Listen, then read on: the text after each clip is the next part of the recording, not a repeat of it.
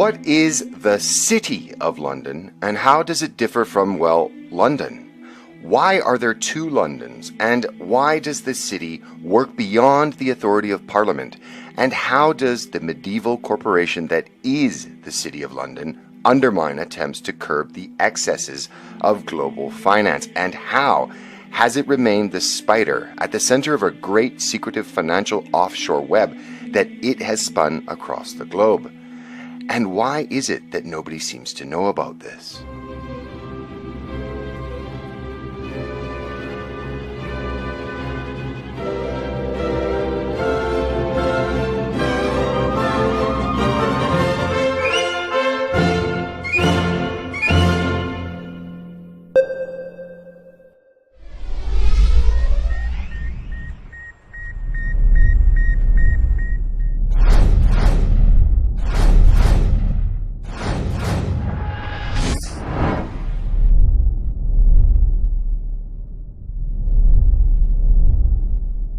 The city-state is not a new concept. Probably the most famous examples were those from ancient Greece, Sparta, Corinth, Athens, but they do survive to the modern day, with examples being such as Singapore, Hong Kong, the Vatican, Washington, D.C., and the City of London, or its official title, the City of London Corporation.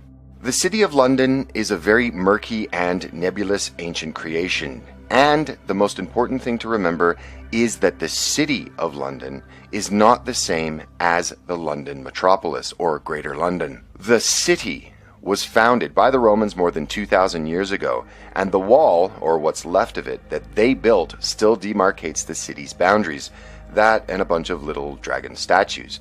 1,000 years later, William the Conqueror gave sovereign status to the city, allowing it to continue enjoying separate rights and privileges so long as it recognized him as king. And it was the kings that succeeded William that decided to build their new capital city and name it Westminster, very close to the City of London. The square mile, or the City of London, lives inside of the city that grew around it, also named, but at a much later date, London.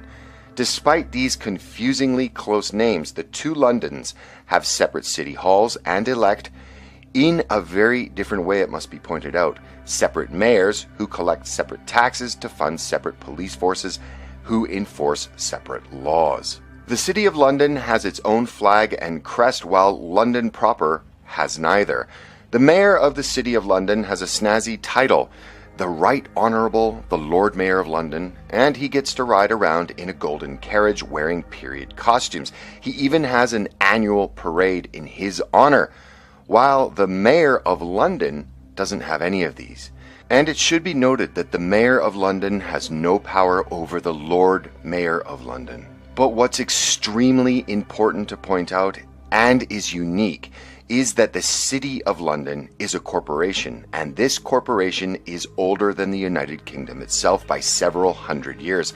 And the city has a representative in the Parliament who is known as the Remembrancer, who is present to protect the city's interests. The square mile is more similar to the countries that make up the UK than just some oddly located city, and even the ruling British monarch, currently Queen Elizabeth herself, doesn't simply just enter the City of London on a whim, but instead asks for permission from the Lord Mayor at a ceremony. The city is an ancient, semi-autonomous corporate entity lodged inside the nation-state of Britain, but probably the most important aspect of the corporation of the City of London is that the laws passed by the British Parliament in many instances do not apply to the square mile. The corporation also has its own interesting political system as well.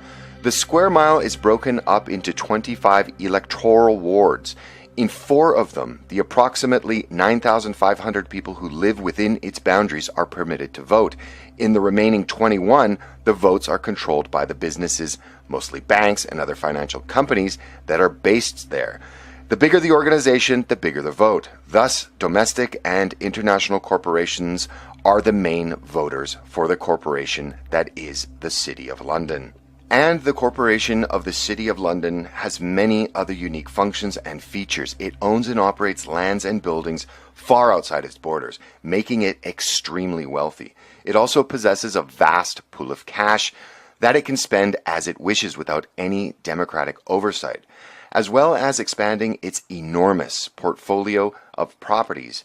It uses this money to lobby on behalf of the banks, for looser regulations of the financial industry, and for the liberalization of banking within the square mile and beyond.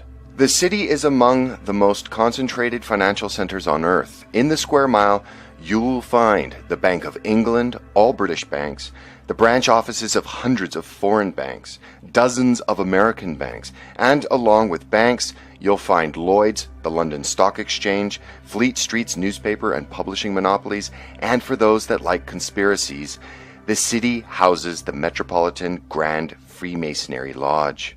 But more important than that is that the City of London Corporation is at the center of a great, secretive financial offshore network that spans the globe. Few people care that London has a mayor and a Lord Mayor, but they should.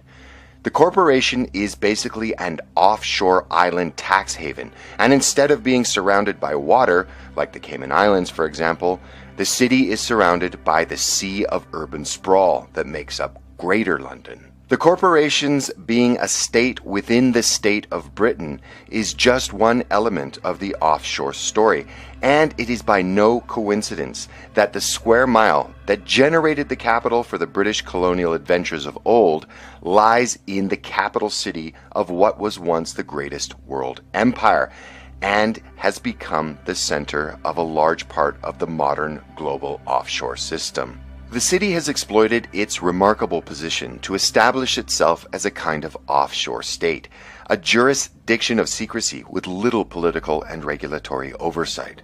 The square mile controls the network of tax havens housed in the UK's Crown dependencies and overseas territories. This semi-autonomous state within London is in a position to launder all of the ill-gotten cash of oligarchs, kleptocrats, gangsters, and drug barons. Even in places such as Hong Kong and the Bahamas, which Britain no longer controls, still feed billions in business to the city that they shadily collect from around the world. Haven't you ever wondered why London's damp, cramped, red brick, two-tapped housing, where double pane glass is seen as a luxury, is worth more than the entire Brazilian economy? Dirty money needs somewhere to be laundered and parked. Even more glaring to the outsider is that the city has made the effective regulation of global finance almost impossible, and shows how the semi-autonomous nature of the city has even allowed American banks to evade the rules set by their own government. The city also, and most importantly, is at the center of a system that deprives the UK, as well as many other nations, including the United States, of their rightful tax receipts from mega corporations, individuals, such as former Prime Minister David Cameron, incidentally, or any other group using their offshore networks to engage in tax avoidance. The square mile is a hub of a global network of tax havens sucking up offshore trillions from around the world and sending it, or the business of handling it, to the city. And this is the real reason for the city's power and wealth, even if the vast majority of people, especially in the UK, are completely unaware and have no understanding of it. Can you imagine if people were made aware of the privileges the square mile has accrued for itself over the centuries? Let's just do a little mental exercise here. Imagine a part of Liverpool, Manchester, or Birmingham, it doesn't really matter, but let's say one of them said that a square mile of our city is now a corporation, and it will remain outside the authority of Parliament. It will be democratic, but foreign and domestic businesses, mostly banks, will be permitted to vote as though they were people, and their votes will vastly outnumber those of the actual people who live in our city. Also, our elected officials will be chosen from only a select group of people already entrenched in the system, and a good chunk of the money that is generated by the corporation, that is our autonomous city, will go to lobbying Parliament on the behalf of domestic and foreign banking interests, and we will work feverishly to fight against any regulatory oversight of the global banking system, and we are going to become monstrously wealthy by skimming profits off of laundered money and tax evaders worldwide. What do you think the rest of the country would say? Over the past several decades, bankers, hedge funds, traders have all dramatically and continually claimed that they would leave the city if they were taxed or regulated, which in turn has seen the political class hand more privileges to the square mile. And as the city's fortunes have waxed and waned across the centuries, they could be in for a rough patch in the near future in terms of Brexit and its effect on the city. As representatives of other financial centers across the continent, Amsterdam, Paris, and Frankfurt, to name just a few, are currently flooding into London and trying to convince many of the banks of the benefits of their cities post-Brexit.